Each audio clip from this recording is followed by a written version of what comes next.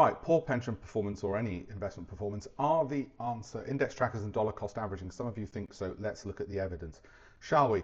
Now, there are some IFAs out there who are in defense of losing money. It's just that they're not very good at looking at the data or the academic research. So their arguments will be, Alpesh, yes, but you picked bad funds. So let's look at the whole universe of funds, okay, shall we?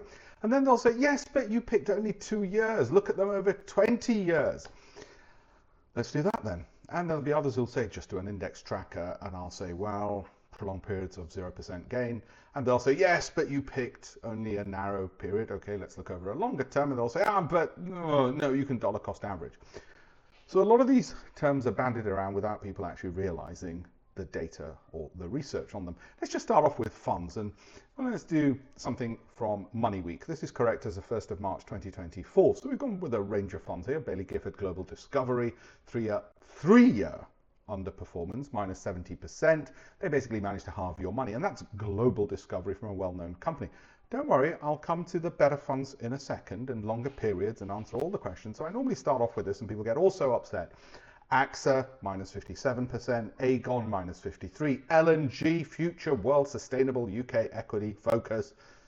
Why don't they throw more keywords into that? Anyway, minus 52%, and Japanese, minus 49%, Bailey Gifford.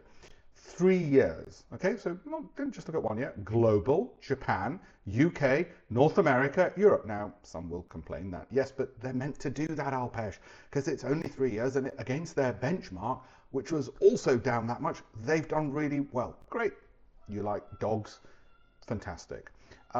Going on with that, let's look at some of the others, okay? And we're looking at underperformance of the benchmark. Fundsmith, minus 14%.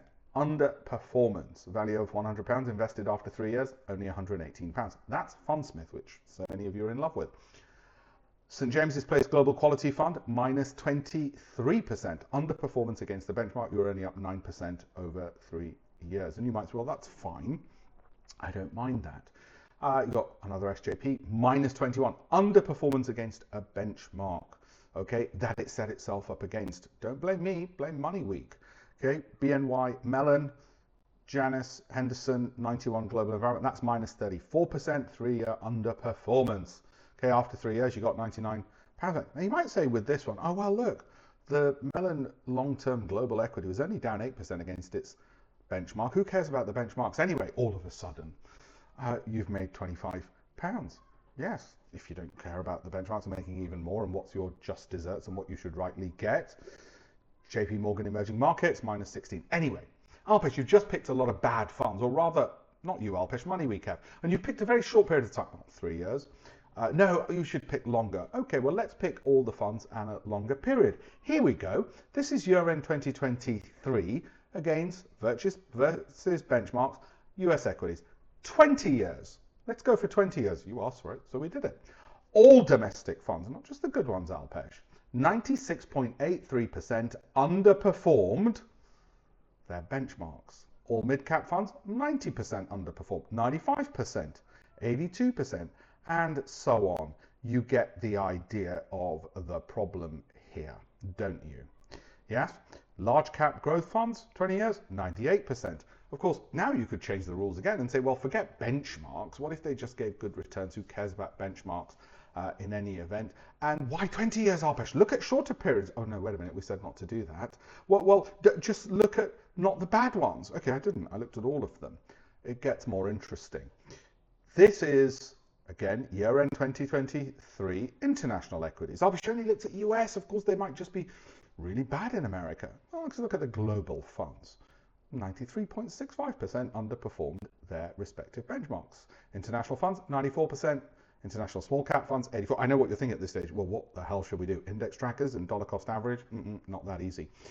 I'd really like you to learn to do some of this yourself instead and have your portfolio of 20 equities, but we'll get to that in a second. I know that's not suitable for most people, but the answer isn't just simply throwing your money away.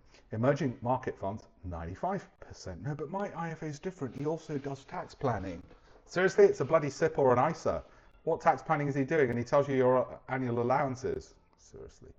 Okay, so answer, and we've got more to come. Check your pension. If you're using an index tracker, have an exit plan. Example, if it drops a certain percentage, then you might exit. Or if it rises a certain percentage, then you might enter. I'll do more of that on other videos. Dollar cost average. Well, there's a problem with this, and I'm going to go into depth because some of you like to bandy that word around, those words around. Disadvantages in a rising market. Well, guess what the problem is? Markets generally rise. Good if you expect to perform poorly, because you'll perform less poorly. So if you just absolutely expect a disastrous market, which begs the question, why the hell are you in it? This is good because you'll lose less money. And if you're in the business of losing less money, well, actually, I can just give you a PO box number. You can just send me the money. Okay, so let's look at dollar cost averaging and some of the academic literature around it. Because, of course, the problem is many people have been, as I say, bandying this term around because they read about it in textbooks which repeated the same mantra from the 1960s when it was a very different market environment. So let's take the S&P 500 lump sum strategy versus dollar cost averaging strategy. In green, lump sum strategy, or LS, outperformed dollar cost averaging. In red, the lump sum strategy underperformed. Okay, and you can see, it's certainly by no means an obvious strategy to dollar cost average. In fact, arguably, the lump sum strategy works just as well, if not better. Let's dive even more into that, shall we? Again, the source here is Morningstar, very well respected. Historical probability of outperformance, lump sum investing versus cost averaging. Lump sum outperforms cost averaging 68% of the time. And that's because of a little thing called mathematics. And when markets rise, lump sum investing actually is a bit better. Cost averaging versus cash, we're not so much bothered about that. And lump sum versus cash, not so much bothered about that. Okay, the source there is Vanguard. Not exactly, some bloke on TikTok, is it? The point is, lump sum investing is good if you're adventurous or moderately conservative. It's just not good if you're very conservative, and most people who are investing in stocks probably aren't. Now, if you're very conservative, you should probably cost average. But that's because you're conservative, and you should probably keep a lot of money just on the sidelines anyway and not in the markets. Let me tell you what's actually going on when you're lump sum investing versus dollar cost averaging, for those who don't quite understand it. We all have what's called an indifference curve, a curve along which the expected return, our rewards, and the risk trade each other off. So we would say anywhere on that curve, I'm indifferent, right, to the rewards and returns. I can say to you, well, I'll give you more returns, but the risk of missing it is greater. And you might say, oh, okay, I'll take a smaller return for less of a risk of missing it, and I feel indifferent between that and a bigger return and a bigger risk, okay? So that's your indifference curve. All that dollar cost averaging is doing is moving you lower down the same indifference curve. Essentially, all it's actually doing is reducing your expected return, but increasing the certainty with which you get it. Or put another way, if you're very risk averse, then dollar cost averaging might be suitable for you if you're very risk averse. In which case, if you're very risk averse, you should definitely just give your money all away to a fund manager, because you'll just sleep easier for psychological reasons that you're not anywhere near it.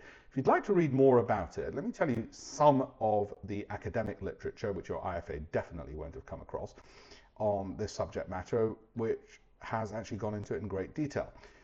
The one which I think is the most important is a note on the suboptimality of dollar cost averaging as an investment policy. It's in the Journal of Financial and Quantitative Analysis. It's quite an old paper, and it's been researched to death and commented on many, many times.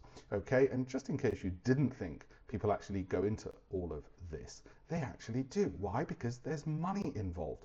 Take this article from 2001, Dollar Cost Averaging and Seasonality, some international evidence. The same issues that I've mentioned, whether for the US market, also apply for international markets as well. Similarly, when Robert Dubille wrote his in 2005, and I've referenced this in my Financial Times columns from back then, lifetime dollar cost averaging, forget cost savings, fine, think risk reduction. It's because you want to reduce the risk, but that necessarily means you're actually going to get far lower returns. And you might think, well, that's fine. Yeah, that's all it's doing.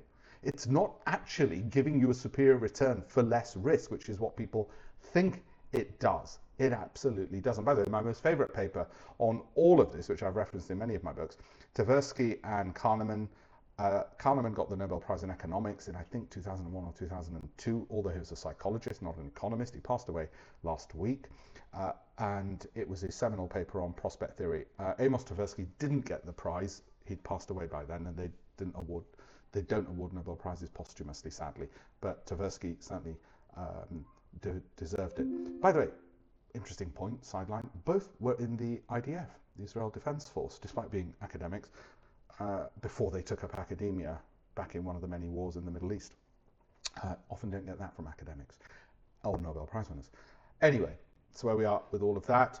Hopefully it's shone a little bit of a light on this. Do have a look at my other videos, and have a look at campaignforamillion.com, where I'm looking to teach 1 million people how to be better investors, more informed, and add an extra 1 million into their investments across their lifetimes. 1 million times 1 million is 1 trillion. And thanks to the internet, you can easily reach 1 million people, and hopefully inform them, educate them, and make them a little bit better at this investing malarkey. Thank you very much.